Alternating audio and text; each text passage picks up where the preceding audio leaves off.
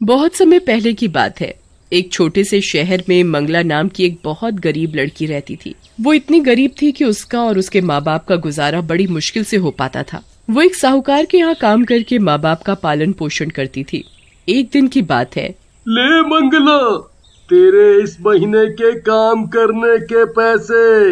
हाँ, और इस बार भी तू लॉटरी का टिकट मत खरीद लियो।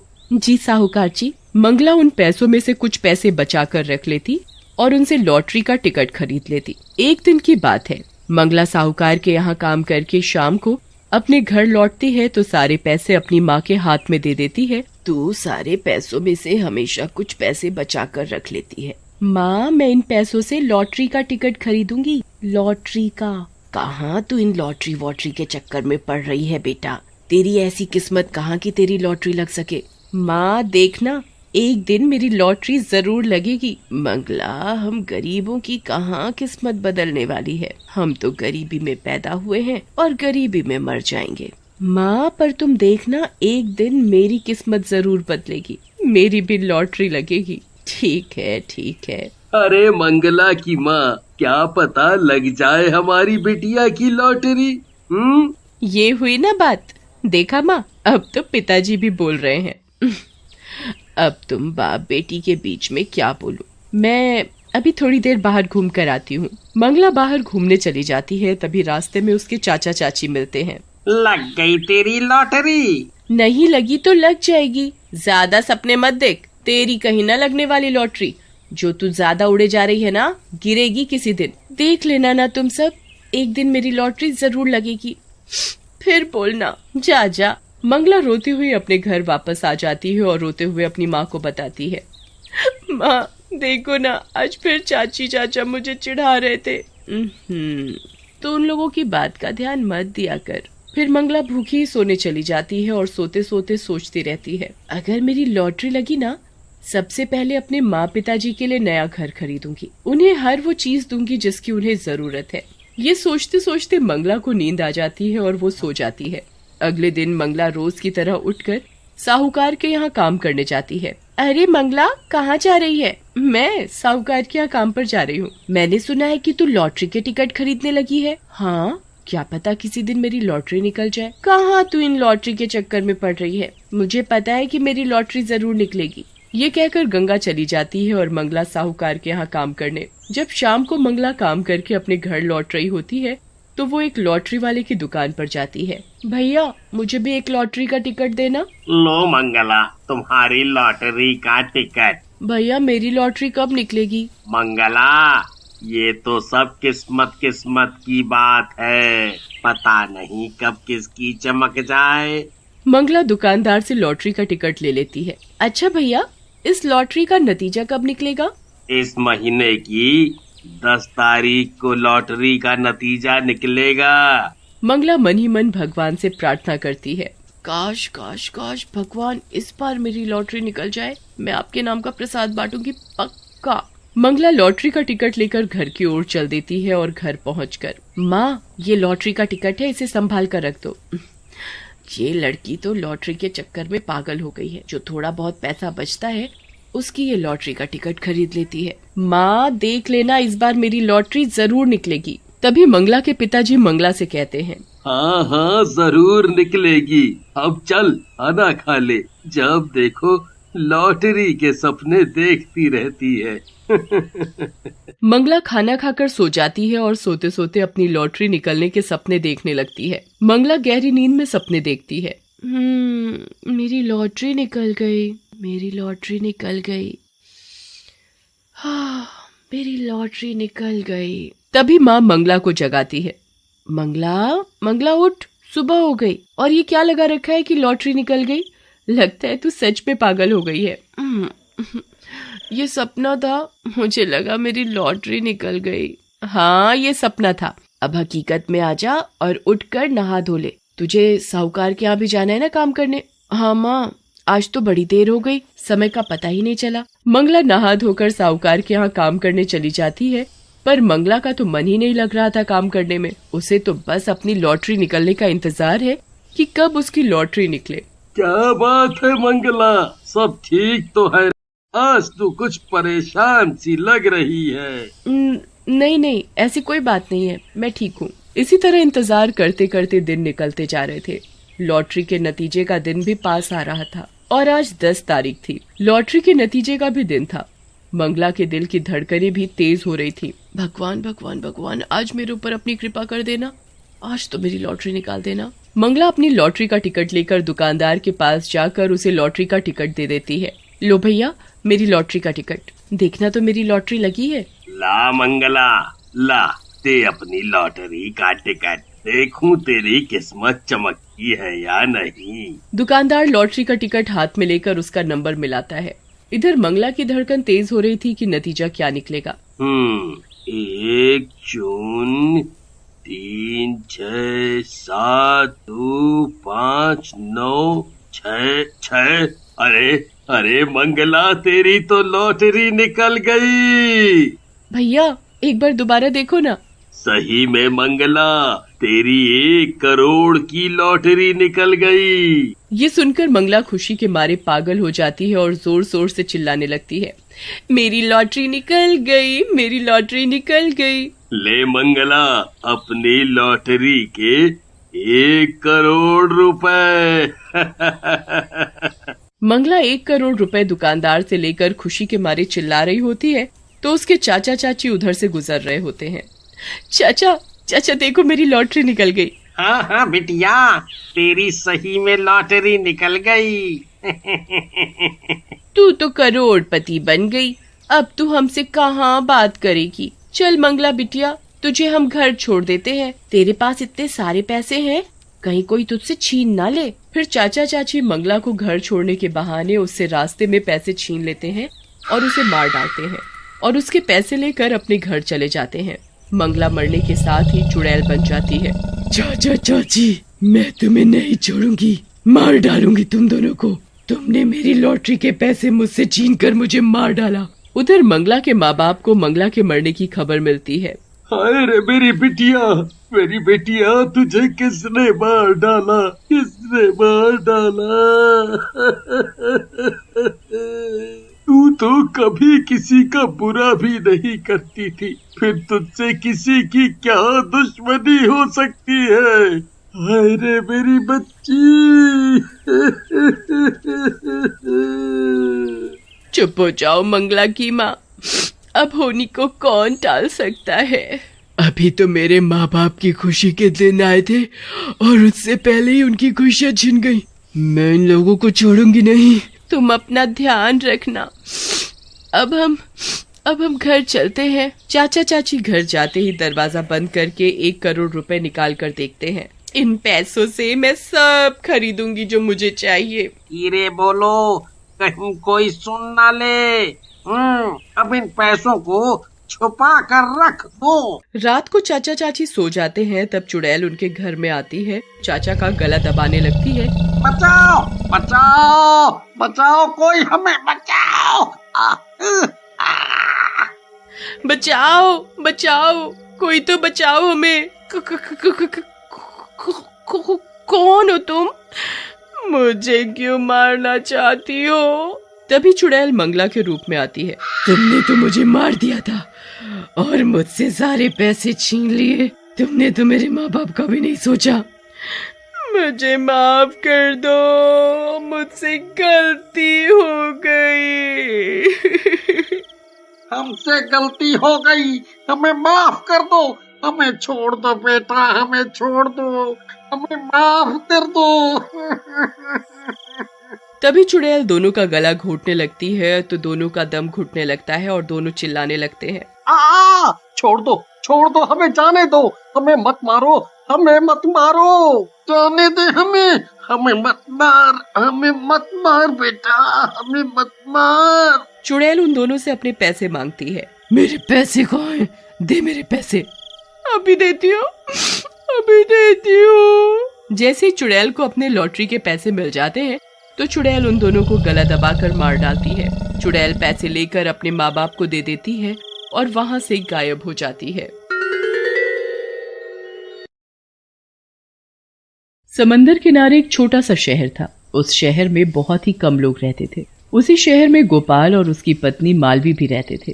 गोपाल समंदर में नाव चलाने का काम करता था। एक शाम जब गोपाल घर वापस आता है तो देखता है कि मालवी की तबीयत कुछ ठीक नहीं लग रही। क्या हुआ मालवी, तुम कुछ बीमार लग रही हो? अरे चिंता की कोई बात नहीं है, आज मुझे थोड़े चक्कर आ गए थे तो बस मैं डॉक्टर के पास चली गई। वहां जाकर पता लगा कि मैं माँ बनने वाली हूँ। क्या सच में? ये तो बड़ी ही खुशी की बात है। भगवान ने आखिर इतने सालों बाद हमारी सुन ही ली। हाँ जी, इतने सालों बाद फिर से हमारे घर एक छोटा बच्चा आएगा। पर हाँ, डॉक्टर ने बोला है कि मेरा शरीर बहुत कमजोर है और मुझे ताकतवर चीजें खानी है। तुम चिंता मत करो, मैं तुम्हारा अच्छे से ध्यान रखूंगा। अगले दिन जब गोपाल काम पर तो मालवी घर के बाहर बैठकर ताजी हवा ले रही होती है। कुछ ही देर बाद वहाँ से एक नारियल पानी वाला गुजरता है। नारियल पानी, नारियल पानी। अरे वाह, नारियल पानी वाला। अरे भैया जरा एक नारियल पानी देना। हाँ बस अभी देता हूँ। नारियल पानी वाला मालवी को एक नारियल पानी दे देता है। नारियल पानी पीते ही मालवी के शरीर में एक झंझनाहट सी होती है। अरे ये क्या, ये नारियल पानी पीकर मुझे झटका सा क्यों लगा। नारियल पानी वाला भी वहाँ से चला जाता है और आगे चलकर जोर जोर से हंसने लगता है। जब वो काफी आगे निकल जाता है तो वो अपने असली रूप में आ जाता है। दरअसल वो नारियल पानी वाला एक भूत होता है जो अपना जादुई नारियल पानी गर्भवती औरतों को पिलाकर उनके बच्चों को शैतान में बदल देता है ताकि वो बाद में उन बच्चों को अपने साथ ले जा सके और अपनी ताकत बढ़ा सके। अब बहुत जल्द सारे शैतानी बच्चे मेरे पास होंगे और मेरी ताकत और ज्यादा बढ़ जाएगी। भूत उसके बाद जादुई नारियल के पेड़ के पास जाता है और ऊपर चढ़ जाता है। उसके बाद वो उस पेड़ से खूब सारे नारियल तोड़कर एक टोकरे में भर लेता है और अपना रूप बदलकर फिर से उन्हें बेचने निकल पड़ता है। नारियल पानी, नारियल पानी, ताजा ताजा नारियल पानी। अरे ओ नारियल पानी वाले, ये नारियल पानी कितने का दिया? 10 रुपया का दिया है। अरे वाह, इतना सस्ता नारियल पानी, कहीं ये खराब तो नहीं है जो इतना सस्ता दे रहा है? ऐसा नारियल पानी कहीं नहीं मिलेगा, ये बाहर का है इसीलिए सस्ता है। अच्छा ऐसी बात है तो एक दे दे। नहीं नहीं, ये मैं आपको नहीं दे सकता। अरे तू घर से इनको बेचने ही निकला है ना, तो फिर क्या दिक्कत है? दे दे मुझे जल्दी एक नारियल पानी, समझा? अरे जब बोल दिया ना कि ये मैं आपको नहीं दे सकता तो नहीं दे सकता। तभी वहाँ एक गर्भवती औरत आती है और नारियल पानी वाले से 5 नारियल पानी खरीदती है। उसके बाद नारियल पानी वाला वहाँ से चला जाता है। उस बूढ़ी औरत को ये देखकर और भी ज्यादा गुस्सा आता है कि आखिर उस नारियल पानी वाले ने उसे नारियल पानी क्यों नहीं दिया। वो बुढ़िया बड़ी ही तेज और खड़ूस होती है। उसे उस आदमी के ऊपर इतना गुस्सा आता है कि वो उसे सबक सिखाने की ठान लेती है। अब वो बूढ़ी औरत रोज उस नारियल पानी वाले पर नजर रखने लगती है। नारियल पानी वाला रोज नारियल पानी बेचता, पर वो बस गर्भवती औरतों को ही नारियल पानी बेचता। ये नारियल पानी वाला आखिर बस गर्भवती औरतों को ही नारियल पानी बेचता है, बाकी कोई भी इसके पास नारियल पानी खरीदने आता है तो ये उसे मना कर देता है। इसके पीछे जरूर कोई चक्कर है, पर मैं भी कम नहीं हूँ। मैं इसके पीछे का राज पता लगा कर ही रहूंगी। हाँ। अब वो बूढ़ी औरत उस नारियल पानी वाले का पीछा करने लगती है। पीछा करते करते वो जंगल में पहुंच जाती है और एक पेड़ के पीछे छिपकर देखने लगती है कि वो नारियल पानी वाला कहाँ जा रहा है। नारियल पानी वाला अपने जादुई नारियल के पेड़ के पास पहुंचकर भूत में बदल जाता है। उस आदमी को भूत में बदलते देख उस बुढ़िया की तो आंखें फटी की फटी रह जाती हैं। अरे अरे अरे मेरे राम जी, ये तो भूत है। मुझे पहले ही शक था कि कुछ न कुछ गड़बड़ है और मेरी बात सच निकली। मुझे थोड़ा आगे चलकर देखना होगा। बुढ़िया आगे जाकर देखती है तो वो भूत उस पेड़ की पूजा कर रहा होता है। ए मेरे जादुई पेड़, तू बस ऐसे ही जादुई नारियल मुझे देते रहना, और जब उनके शैतान बच्चे इस दुनिया में जन्म लें तो उनको मैं अपने पास ले आऊं। हे भगवान, ये भूत तो गर्भवती औरतों को जादुई नारियल पानी पिला रहा है। अब मैं क्या करूं? अगर मैं सब औरतों को ये बात जाकर बताऊं तो क्या कोई मुझ पर विश्वास करेगी? मुझे कुछ और ही सोचना होगा जिससे सांप भी मर जाए और लाठी भी ना टूटे। बुढ़िया वहां से चली जाती है और सीधे एक तांत्रिक के पास पहुंचती है। क्या हुआ बुढ़िया माई, इतनी परेशान क्यों दिख रही है? मैंने आज एक भूत देखा जो गर्भवती औरतों को जादुई नारियल पानी पिलाकर शैतानी बच्चों को जन्म देना चाहता है। अगर ऐसा है तो मैं उस भूत को ऐसा बिल्कुल नहीं करने दूंगा। तांत्रिक पूरी रात जाप करता है और उस जाप से एक जादुई पानी बनाता है। अगले दिन वो बुढ़िया जब दोबारा उस तांत्रिक के पास आती है तो वो जादुई पानी उस बुढ़िया को देकर बोलता है, ले बुढ़िया, ये ले जादुई पानी, और अब इस पानी को तुझे रोज रात को ठीक 12 बजे उस जादुई नारियल पानी के पेड़ पर चढ़ाना है। और हाँ, ये काम तुझे आने वाली अमावस तक करना है। बुढ़िया वो पानी लेकर अपने घर जाती है और उसे संभाल कर रख देती है। तभी वहाँ गोपाल आता है। दादी, दादी जल्दी घर चलो। अरे क्या हुआ गोपाल, सब ठीक तो है ना? नहीं दादी, कुछ भी ठीक नहीं है। मालवी की तबीयत अचानक बहुत खराब हो गई है। उसका पेट भी अभी से इतना ज्यादा बढ़ गया है कि वो एक जगह से दूसरी जगह भी नहीं बैठ सकती। एक आप ही हो जो ये सब जानती है। चल, मैं तेरे साथ अभी चलती हूँ। तो वहाँ मालवी बिस्तर पर पड़ी होती है। दादी, दादी आप आ गई? दादी, हाँ मेरी बच्ची, मैं आ गई। बता क्या हुआ तुझे? पता नहीं दादी, पर हमेशा कुछ अजीब सा महसूस होता है। मेरा पेट भी देखो कितना ज्यादा बढ़ता जा रहा है। आज जब मैं नारियल पानी पी रही थी तो उसी वक्त मुझे ऐसा महसूस हुआ जैसे मेरे अंदर किसी ने जोर से नाखून मारे। मुझे पहले भी ऐसा महसूस हुआ था, पर आज तो बस मैं बता नहीं सकती मुझे कितनी तकलीफ हो रही है। समझ नहीं आ रहा ये बच्चा है या कोई शैतान। बुढ़िया तो मालवी की बात सुनकर हिल जाती है। वो मालवी को सच भी नहीं बता सकती कि कहीं इतनी बड़ी बात सुनकर उसकी तबीयत ना बिगड़ जाए। तू चिंता मत कर मेरी बच्ची, मैं सब ठीक कर दूंगी। बुढ़िया जल्दी से अपने घर के लिए निकलती है और जादुई पानी उठाकर जंगल की ओर निकल पड़ती है। पहुंचते पहुंचते उसे 12 बज जाते हैं और वो नारियल के पेड़ पर उस जादुई पानी में से कुछ पानी उस पेड़ की जड़ों में डाल देती है। ऐसा वो रोज करती है और अमावस की रात तक ऐसा ही करती है। बुढ़िया के ऐसा करने से वो जादुई नारियल पानी का पेड़ एक पवित्र पेड़ में बदल जाता है और उसी पानी को पीकर कोई भी शैतान मर सकता है। कुछ दिन बाद जब मालवी एक प्यारे से बेटे को जन्म देती है और भूत आधी रात में उस बच्चे को उठाने जाता है तो वहाँ एक साधारण बच्चा देख वो बड़ा परेशान हो जाता है। ऐसा कैसे हो सकता है? इसे तो एक शैतान को जन्म देना था, तो ये साधारण बच्चा कैसे हो गया? है कोई नहीं, अभी तो बहुत सी औरतें बाकी हैं। कुछ दिन बाद फिर एक औरत को एक बेटी होती है। भूत जब उसे उठाने जाता है तो फिर से एक साधारण बच्चा देख परेशान हो जाता है। वहाँ आसपास जितने भी बच्चे जन्म लेते हैं वो सब के सब साधारण बच्चों की तरह ही होते हैं। भूत गुस्से में लाल अपने जादुई पेड़ के पास जाता है और उससे बोलता है, ऐसा कैसे हो सकता है? सभी बच्चे साधारण कैसे पैदा हो सकते हैं? आखिर ये सब कैसे और क्यों हो रहा है? ए जादुई पेड़, मुझे इसका जवाब दे। जादुई पेड़ इस बार कोई जवाब नहीं देता क्योंकि वो तो अब साधारण पेड़ बन चुका होता है। भूत बहुत कोशिश करता है पर वो पेड़ ऐसे के ऐसे ही खड़ा रहता है। भूत फिर उस पेड़ का एक नारियल तोड़कर खुद उसका पानी पीकर देखता है कि आखिर गड़बड़ क्या हुई है। पर जैसे ही वो उस पवित्र पेड़ का पानी पीता है उसका शरीर जलकर भस्म हो जाता है। इसके बाद वो बुढ़िया सबको सच्चाई बताती है। वो उस बूढ़ी औरत को बहुत धन्यवाद करती है जिसकी वजह से सब ठीक हो